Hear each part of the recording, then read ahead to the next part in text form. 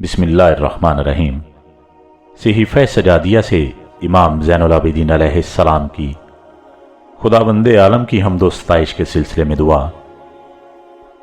شروع اللہ کے پاک نام سے جو بڑا مہربان نہایت رحم کرنے والا ہے۔ سب تعریف اس اللہ کے لیے ہے جو ایسا اول ہے جس کے پہلے کوئی اول نہ تھا، اور ایسا آخر ہے جس کے بعد کوئی آخر نہ ہوگا۔ وہ خدا جس کے دیکھنے سے دیکھنے والوں کی آنکھیں عاجز اور جس کی توصیف و ثنا سے وصف بیان کرنے والوں کی عقلیں قاصر ہیں۔ اس نے کائنات کو اپنی قدرت سے پیدا کیا اور اپنے منشاء ازلی سے جیسے چاہا اسے ایجاد کیا، پھر انہیں اپنے ارادے کے راستے پر چلایا اور اپنی محبت کی راہ پر ابھارا۔ جن حدود کی طرف انہیں آگے بڑھایا ہے ان سے پیچھے رہنا، اور جن سے پیچھے رکھا ہے ان سے آگے بڑھنا ان کے قبضہ اختیار سے باہر ہے۔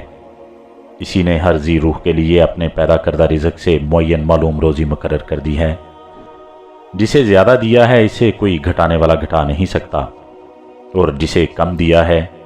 اسے کوئی بڑھانے والا بڑھا نہیں سکتا۔ پھر یہ کہ اسی نے اس کی زندگی کا ایک وقت مقرر کر دیا اور ایک معینہ مدت اس کے لیے ٹھہرا دی، جس مدت کی طرف وہ اپنی زندگی کے دنوں سے بڑھتا اور اپنے زمانہ زست کے سالوں سے اس کے نزدیک ہوتا ہے، یہاں تک کہ جب زندگی کی انتہا کو پہنچ جاتا ہے اور اپنی عمر کا حساب پورا کر لیتا ہے تو اللہ اسے اپنے ثواب بے پایا تک جس کی طرف اسے بلایا تھا یا خوفناک عذاب کی جانب جسے بیان کر دیا تھا قبضے روح کے بعد پہنچا دیتا ہے، تاکہ اپنے عدل کی بنا پر بروں کو اس کی بدعمالیوں کی سزا اور نیکوکاروں کو اچھا بدلہ دے۔ اس کا نام پاکیزہ اور اس کی نعمتوں کا سلسلہ لگاتار ہے۔ وہ جو کچھ کرتا ہے اس کی پوچھ گچھ اس سے نہیں ہو سکتی اور لوگوں سے بہرحال باز پرس ہوگی۔ تمام تعریف اس اللہ کے لیے ہے۔ اگر وہ اپنے بندوں کو حمد و شکر کی معرفت سے محروم رکھتا، ان پہمتیوں پر جو اس نے دیے ہیں اور ان پے در پے نعمتوں پر جو اس نے فروانی سے بخشی ہیں، تو وہ اس کی نعمتوں میں تصرف تو کرتے مگر اس کی حمد نہ کرتے، اور اس کے رزق میں فارغ البالی سے بسر تو کرتے مگر اس کا شکر بجا نہ لاتے،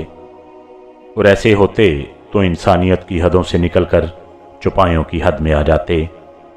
اور اس توصیف کے مصادق ہوتے جو اس نے اپنی محکم کتاب میں کی ہے کہ وہ تو بس چپایوں کی مانند ہیں بلکہ ان سے بھی زیادہ راہ راست سے بھٹکے ہوئے۔ تمام تعریف اللہ کے لیے ہے کہ اس نے اپنی ذات کو ہمیں پہچانوایا اور حمد و شکر کا طریقہ سمجھایا، اور اپنی پروردگاری پر علم و اطلاع کے دروازے ہمارے لیے کھول دیے، اور توحید میں تنزیہ اخلاص کی طرف ہماری رہنمائی کی، اور اپنے معاملہ شرک و کجروی سے ہمیں بچایا۔ ایسی ہم جس کے ذریعے ہم اس کی مخلوقات میں سے حمد گزاروں میں زندگی بسر کریں اور اس کی خوشنودی و بخشش کی طرف بڑھنے والوں سے سبقت لے جائیں۔ ایسی ہم جس کی بدولت ہمارے لیے برزخ کی تاریکیاں چھٹ جائیں اور ہمارے لیے قیامت کی راہوں کو آسان کر دے، اور حشر کے مجمع عام میں ہماری قدر و منزلت کو بلند کر دے، جس دن ہر ایک کو اس کے کیے کا بدلہ دیا جائے گا اور ان پر کسی طرح کا ظلم نہ ہوگا، جس دن کوئی دوست کسی دوست کے کچھ کام نہ آئے گا اور نہ ان کی مدد کی جائے گی۔ ایسی ہم جو ایک لکھی ہوئی کتاب میں ہے جس کے مقرب فرشتے نگہداشت کرتے ہیں، ہماری طرف سے بحیثیت بری کے بلند ترین درجات تک بلند ہو۔ ایسی ہم جس سے ہماری آنکھوں میں ٹھنڈک آئے جبکہ تمام آنکھیں حیرت و دشت سے پھٹی کی پھٹی رہ جائیں گی، اور ہمارے چہرے روشن و درخشاں ہوں جبکہ تمام چہرے سیاہ ہوں گے۔ ایسی ہم کہ جس کے ذریعے ہم اللہ کی بھڑکائی ہوئی اذیت دہ آگ سے آزادی پا کر اس کے جوار رحمت میں آ جائیں۔ ایسی ہم جس کے ذریعے ہم اس کے مقرب فرشتوں کے ساتھ شانہ بشانہ بڑھتے ہوئے ٹکرائیں، اور اس منزل جوید و مقام عزت و رفت میں جسے تغیر و زوال نہیں، اس کے فرض تازہ پیغمبروں کے ساتھ یکجا ہوں۔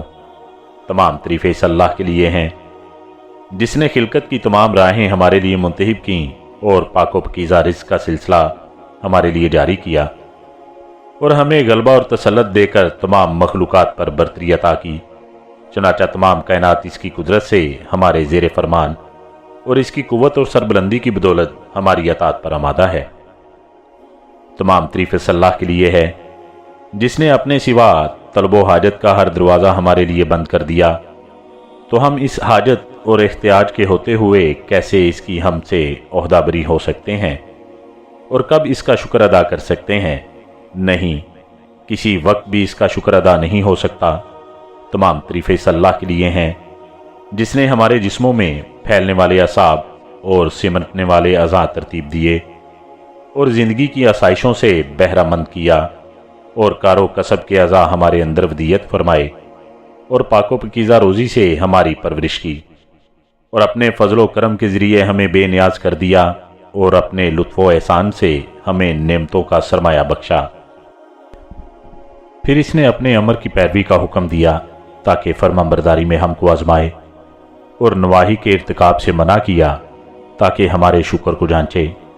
مگر ہم نے اس کے حکم کی راہ سے انحراف کیا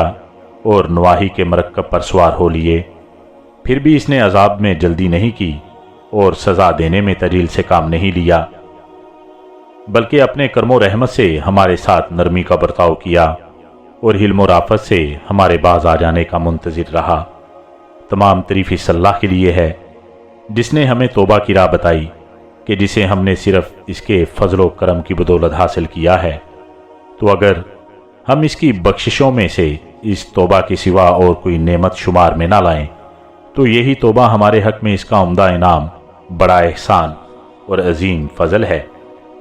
اس لیے کہ ہم سے پہلے لوگوں کے لیے توبہ کے بارے میں اس کا رویہ یہ نہ تھا، اس نے تو جس چیز کی برداشت کرنے کی ہمیں طاقت نہیں ہے وہ ہم سے ہٹا لی، اور ہماری طاقت سے بڑھ کر ہم پر ذمہ داری عائد نہیں کی، اور صرف سہل و آسان چیزوں کی ہمیں تکلیف دی ہے، اور ہم میں سے کسی ایک کے لیے حیل و حجت کی گنجائش نہیں رہنے دی۔ لہٰذا وہی تباہ ہونے والا ہے جو اس کی منشا کے خلاف اپنی تباہی کا سمان کرے، اور وہی خوش نصیب ہے جو اس کی طرف توبہ و رغبت کرے۔ اللہ کے لیے حمد و ستائش ہے، ہر وہ ہم جو اس کے مقرب فرشتے، بزرگ ترین مخلوقات اور پسندیدہ حمد کرنے والے بجا لاتے ہیں، ایسی ستائش جو دوسری ستائشوں سے بڑی چڑھی ہو، جس طرح ہمارا پروردگار تمام مخلوقات سے بڑا ہوا ہے۔ پھر اسی کے لیے حمد و ثنا ہے، اس کی ہر نعمت کے بدلے میں جو اس نے ہمیں اور تمام گزشتہ باقی مائندہ بندوں کو بخشی ہے، ان تمام چیزوں کے شمار کے برابر جن پر اس کا علم حاوی، اور ہر نعمت کے مقابلے میں دگنی چگنی